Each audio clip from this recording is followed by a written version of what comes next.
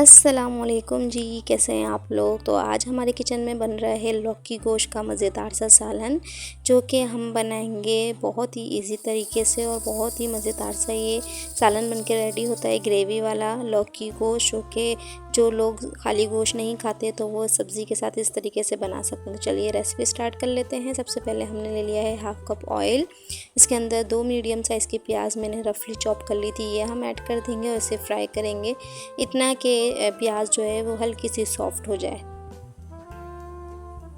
ये देखिए प्याज जो है सॉफ्ट हो गई है, इस तरीके की हो जानी चाहिए, बहुत ज़्यादा ब्राउन नहीं करनी है हमें प्याज को। तो अब हम इसमें डाल देंगे गोश्त हमने लिया है आधा किलो और 3 से 4 बड़े साइज़ की हड्डियां हैं, लेकिन गोश्त मैंने ले लिया है आधा किलो।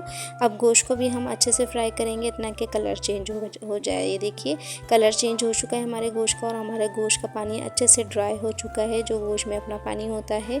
और ये देखिए ऑयल सेपरेट हो गया है, गोश्त का पानी जो है वो ड्राई हो गया है। तो हम इसमें डाल देंगे गरम मसाला, जिसमें ले लिए है लौंग, काली मिर्च, ज़ीरा, बड़ी इलायची, छोटी इलायची और दालचीनी के टुकड़े।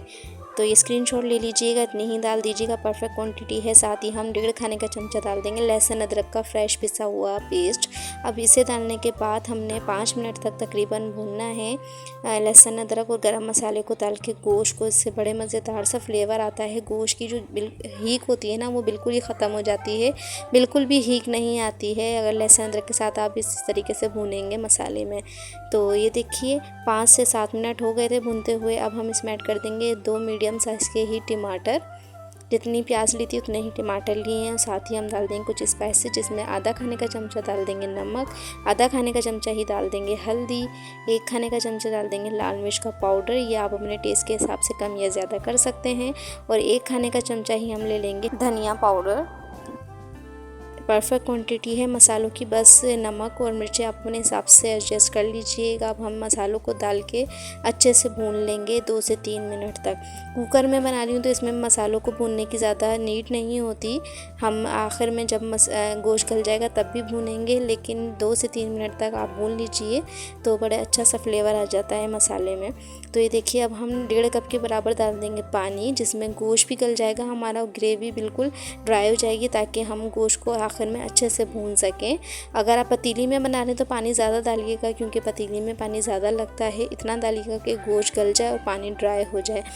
और इसको कवर कर देंगे हम अच्छे से मिक्स करने के बाद आधे घंटे के लिए कुकर में चढ़ा देंगे। आधे घंटे में कुकर में अच्छे से गोश्त गल जाता है।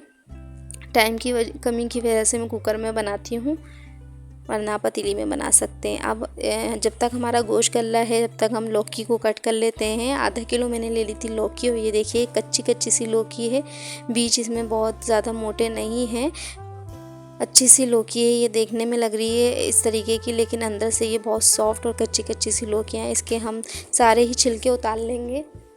छिलके उतारने के बाद हम इसको कट कर लेंगे। सेंटर से कट करने के बाद इसको हम बड़े बड़े से पीसेस में कट कर लेंगे। हम लोग बड़े बड़े से काटते हैं, आप चाहें तो छोटे भी काट सकते हैं, क्योंकि ये बहुत जल्दी से कुक हो जाती है और ये घुल जाती है जब इसके पीसेस जो है ना वो बड़े से काटे जाते हैं, ताकि जब ये गल जाए तो घुले नहीं। तो ये देखिए इस तरीके से सारे ही मैंने लौकी के पीसेस जो है वो निकाल लिए हैं।